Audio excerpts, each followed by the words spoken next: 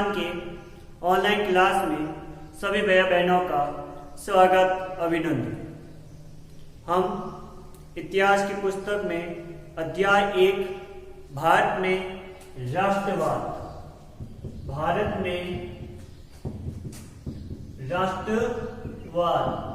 के बारे में हम चर्चा कर रहे थे। आज अपन इसी पाठ के अंतर्गत हम 30 वीडियो में हम ये चर्चा करने वाले हैं, जिसमें आज चर्चा करने वाले हैं साइमन कमीशन के बारे में और सविनय अवज्ञा आंदोलन के बारे में। हमने पिछले वीडियो में चर्चा की थी असहयोग आंदोलन के बारे में। किस प्रकार असहयोग आंदोलन हुआ, गांधी जी का ये प्रथम राष्ट्रीय स्तर पर बड़ा आंदोलन था, उसके बारे में हमने चर्चा की।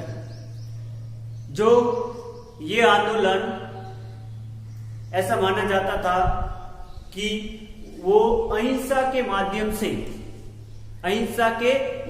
से आंदोलन की शुरुआत होती, लेकिन अंत में जाते जाते ये आंदोलन हिंसा के रूप में परिवर्तन हो जाता है, जिसके कारण गांधी जी इस आंदोलन को स्थगित कर देते हैं और कुछ समय पश्चात उन्हें जेल के अंदर डाल दिया जाता है। फिर कुछ समय बाद उन्हें छोड़ भी दिया जाता है। लेकिन अब बड़े लोग भारत में सभी लोग इस प्रकार राष्ट्रीय स्तर पर आंदोलन से लंबे समय तक जुड़ नहीं पा रहे थे और सभी लोग थके हुए थे। ठीक है, इस प्रकार कुछ समय तक देश में ऐसा शांत माहौल रहा, लेकिन अंग्रेजों के द्वारा शोषण हो रहा था।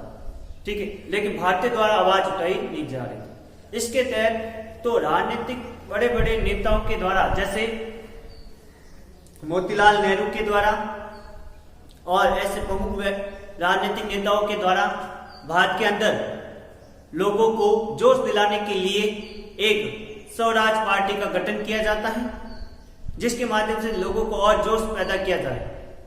ठीक है, ऐसा कार्य प्रारंभ होता है। जब इस प्रकार से लोगों के अंदर जोश भरने का कार्य किया जाता है, उसी दौरान अंग्रेज सरकार के द्वारा भारत में 1919 के अधिनियम की जांच के लिए साइमन कमीशन को भारत में भेजा जाता है, जो 1928 में भारत आता है।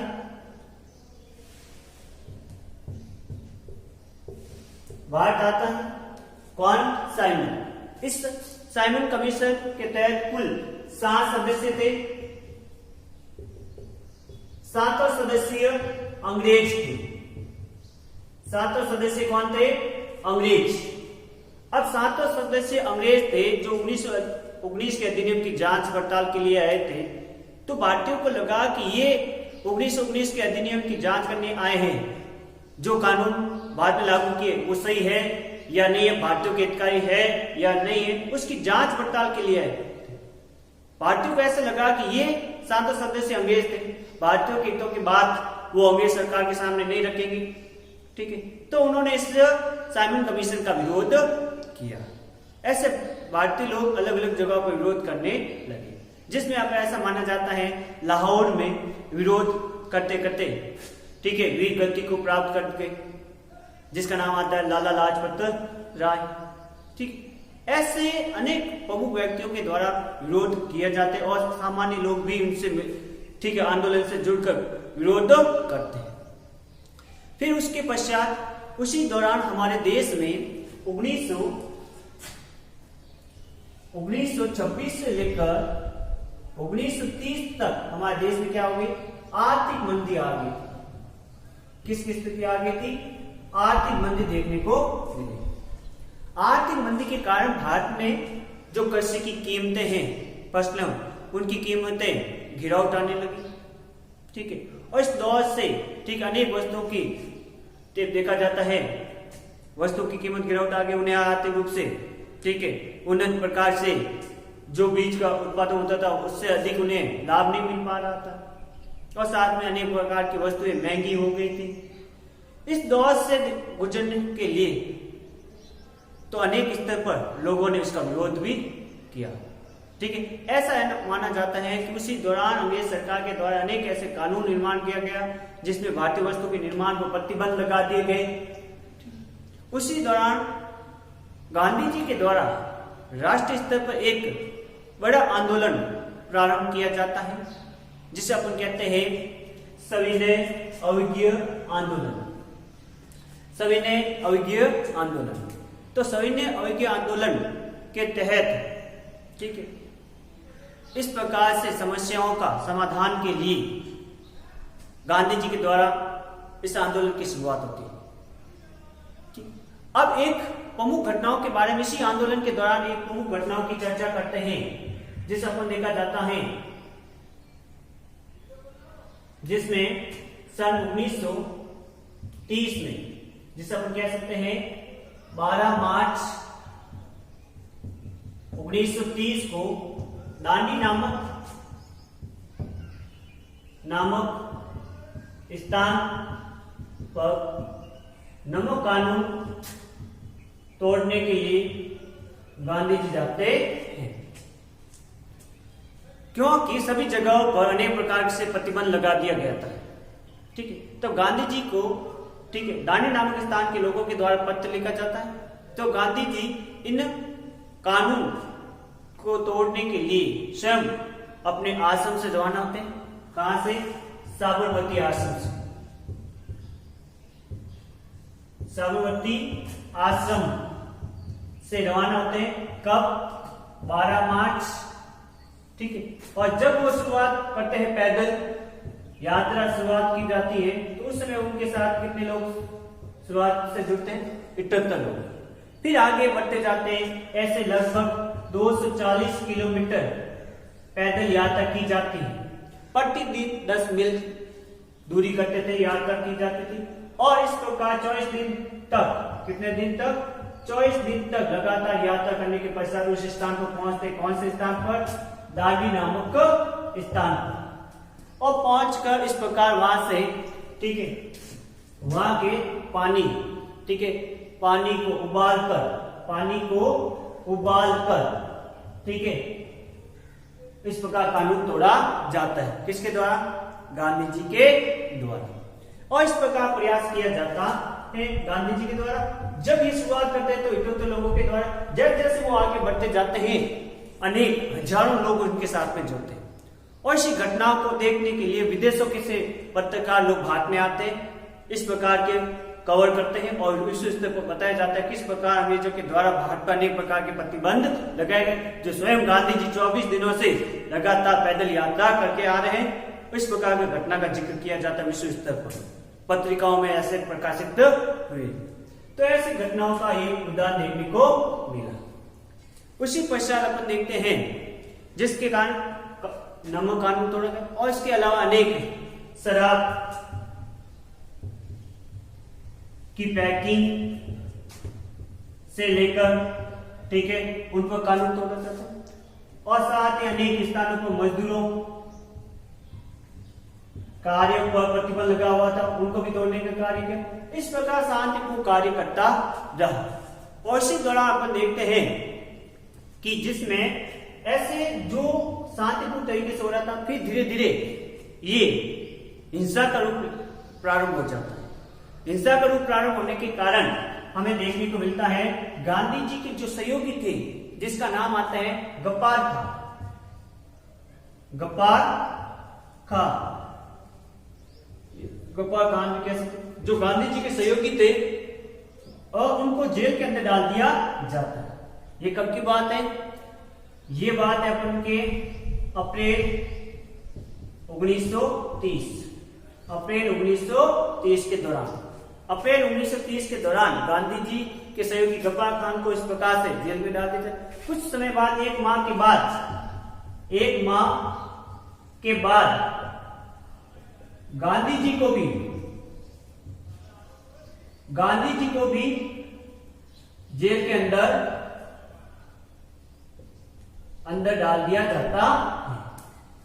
इस प्रकार ये लोग, गांधी जी को जेल के अंदर डाल दिया जाता है अंग्रेजों के द्वारा। फिर बाद में ये लोग पूरे भारत में और विरोध आंदोलन तीव्र होने लग जाता है, जिसके कारण अधिकांश 1 लाख से अधिक लोगों को जेल के अंदर डाल दिया जाता है। 1 लाख से अधिक लोगों को जेल के अंदर डाल दिया गया। फिर बाद में ऐसा अंग्रेज सरकार ने देखा कि ऐसा तो ठीक है, हम भारत पर शासन व्यवस्था सुचारू रूप से नहीं चला सकेंगे। इसके लिए गांधी जी के साथ एक समझौता किया गया। किसके द्वारा? इरविन के द्वारा।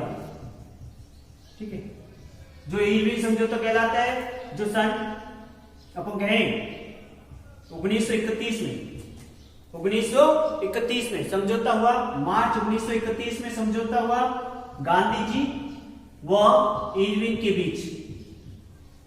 गांधी जी व इरविन के बीच समझौता हुआ। समझौता क्या हुआ? जिसमें जो भारतीय लोगों को जेल के अंदर डाल दिया गया उनको छोड़ दिया जाएगा। ठीक है, जो भी इस प्रकार के प्रतिबंध है उनको हटा दिया जाएगा अंग्रेज सरकार के द्वारा। और जिसके द्वारा ये समझौते के तहत ठीक है, अंग्रेज सरकार ने ये मांग रखी गांधी जी के सामने कि आप गोलमेज सम्मेलन में क्या लेंगे? भाग लेंगे। तो इस प्रकार गांधी जी के द्वारा ठीक है, दूसरे गोलमेज सम्मेलन में, कौन से सम्मेलन में? दूसरे गोलमेज सम्मेलन में, गोलमेज सम्मेलन में गांधी जी ने भाग लिया और कांग्रेस ने भी भाग लिया। कांग्रेस की ओर से गांधी जी ने भाग लिया तो दूसरे गोलमेज सम्मेलन। ये गोलमेज सम्मेलन क्या? एक इस प्रकार का सम्मेलन था इरविन के द्वारा कि जिसमें ऐसा माना जाता था कि जो यहां पर हम बता सकते हैं गोलमेज सम्मेलन क्या है। गोलमेज सम्मेलन एक ऐसा सम्मेलन था इरविन के द्वारा। किसके द्वारा आयोजित किया गया? इरविन के द्वारा। ठीक है, जो सन 1930 से शुरुआत घोषणा होती है 1929 से। 1930 से प्रारंभ होते हैं। अब तक 3 गोलमेज सम्मेलन में 1930, 1931 और 1932 में अब तक 3 गोलमेज सम्मेलन हुए। इन तीनों गोलमेज सम्मेलन में भाग लेने वाले एकमात्र भारतीय थे जिसका नाम आता है अम्बेडकर। ठीक है, तीनों ही सम्मेलन में भाग लेने वाले एकमात्र व्यक्ति अम्बेडकर। ये गोलमेज सम्मेलन क्या? अंग्रेज सरकार के द्वारा भारतीयों के सामने ये मांग रखी जाती है कि आपके संविधान निर्माण के लिए हम एक जगह बैठकर एकत्रित होकर एक बातचीत करके संविधान निर्माण के बारे में बातचीत करेंगे। कौन से कानून होने चाहिए, कौन से नहीं। इस प्रकार का एक टेबल के माध्यम, गोल टेबल के माध्यम से चर्चा की जाएगी। ठीक है, कौन से स्थान पर? लंदन में। कहां पर? लंदन में। इस प्रकार से लंदन में बुलाया जाएगा भारतीय लोगों को और चर्चा की जाएगी। ठीक है, ये गोलमेज सम्मेलन की समय सीमा निश्चित नहीं थी। ठीक है, जिसके कारण ये लंबे समय तक ये सम्मेलन चला, 3 वर्ष तक। ठीक है, इसलिए चर्चा हुई। चर्चा होने के बाद में जिसमें ऐसे 3 गोलमेज सम्मेलन हुए जिसमें गांधी जी जो भाग लेते हैं 1931। और इसी भाग लेने के दौरान गांधी जी और अम्बेडकर के बीच में विवाद हो जाता है दलितों से संबंधित कानून निर्माण के लिए। ठीक है, जिसके कारण गांधी जी वहां से छोड़कर वापस आ जाते हैं। और साथ ही जो अंग्रेज सरकार के द्वारा जो आश्वासन दे रखा था भारतीय लोगों को छोड़ दिया जाएगा, लेकिन छोड़ा नहीं गया। उनमें से प्रमुख व्यक्ति थे पंडित जवाहरलाल नेहरू को भी नहीं छोड़ा गया, गफ्फार खान को भी नहीं छोड़ा गया। ऐसे अनेक लोगों को गिरफ्तार कर जेल के अंदर लंबे समय तक डाल दिया गया। जैसे गांधी जी वापस दूसरे सम्मेलन से वापस आते हैं, वो पुनः क्या करते हैं? सविनय अवज्ञा आंदोलन करते हैं। ऐसा माना जाता है कब? 1932 में पुनः ठीक है सविनय अवज्ञा आंदोलन शुरुआत होती है गांधी जी के द्वारा, जो 1932 से लेकर 1934 तक 1932 से लेकर 1934 तक ये आंदोलन चलता है, जिस बाद में धीरे धीरे ये कमजोर पड़ने लगता है। इस प्रकार सविनय अवज्ञा आंदोलन, ये तो थी सविनय अवज्ञा आंदोलन के बारे में। इस आंदोलन के दौरान ऐसे और भी घटनाओं के बारे में हम चर्चा करते हैं, जिसमें एक और घटना का जिक्र आता है जिसे अपन कहते हैं पूना फैक्ट।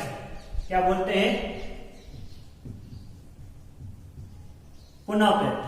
जब अम्बेडकर और गांधी जी के बीच में दूसरे गोलमेज सम्मेलन में विवाद हो गया था, तब गांधी जी वहां से छोड़कर आ गए थे। उसी दौरान फिर जैसे गांधी जी छोड़कर वहां आते तो अंग्रेज सरकार के द्वारा जेल के अंदर डाल दिया जाता है उन्हें, गांधी जी को। फिर बाद में गांधी जी भूख हड़ताल पर बैठ जाते हैं। फिर राजेंद्र प्रसाद के द्वारा, किसके द्वारा? राजेंद्र प्रसाद के प्रयासों के द्वारा गांधी जी और अम्बेडकर के बीच में गांधी जी व अम्बेडकर के मध्य एक समझौता कराने का प्रयास किया जाता है, ठीक है, जिसमें राजेंद्र प्रसाद, ध्यान रखना, राजेंद्र प्रयासों के द्वारा ही पुनः प्रकट होता है। कब होता है? 1932 में। 1932 में ये होता है समझौता, जिसमें दलितों के से संबंधित अधिकारों की मांग कर रहे थे। गांधी जी इस प्रकार ये मांग कर रहे थे कि इस प्रकार, ठीक है, अधिकार मिल जाएंगे दलितों को तो अनेक प्रकार की समस्याओं का सामना देश में करना पड़ सकता है, विवाद उत्पन्न हो सकते हैं और हिंसा पैदा हो सकती है, ठीक है, इस प्रकार। तो उन प्रकार के बीच में विवाद हो रहे थे। इन विवादों के समाधान के लिए गांधी जी ने अम्बेडकर को आश्वासन दिया कि आपको, ठीक है, दलितों के लिए विधान सभा में, अपन जिसे आप आज वर्तमान कहते हैं संसद, क्या बोलते हैं? संसद में, जिसमें लोकसभा में एससी एसटी के लिए, एससी व एसटी के लिए आरक्षण का प्रावधान किया जाएगा, सीटों के लिए, ठीक है, आरक्षण का प्रावधान किया जाएगा, जिसके तहत अम्बेडकर इस आश्वासन के साथ, ठीक है, जो इस प्रकार दलितों के लिए कानूनों से लिए खड़े हुए थे, तो उन कानूनों के लिए इनके बीच में समाधान हो जाता है और इस प्रकार एससी और एसटी को लोकसभा में आरक्षण की सीटें निर्धारित की। आज वर्तमान में देखते हैं इस प्रकार से एससी और एसटी को लोकसभा में आरक्षण की सीटें निर्धारित थी। वो कहां से शुरुआत होती है? ये शुरुआत कहां से? पुनः पैक्ट, जो आज तक उनको दिया जा रहा है आरक्षण एससी एसटी को लोकसभा में सीटों से संबंधित, ठीक है। ये तथा इससे संबंधित गांधी जी से जुड़े हुए हम अब आगे हम चर्चा करने वाले हैं कि किस प्रकार संविदा हल्के के आंदोलन के तहत कौन कौन सी सीमाएं थी, उसके बाद चर्चा करने वाले। लोगों ने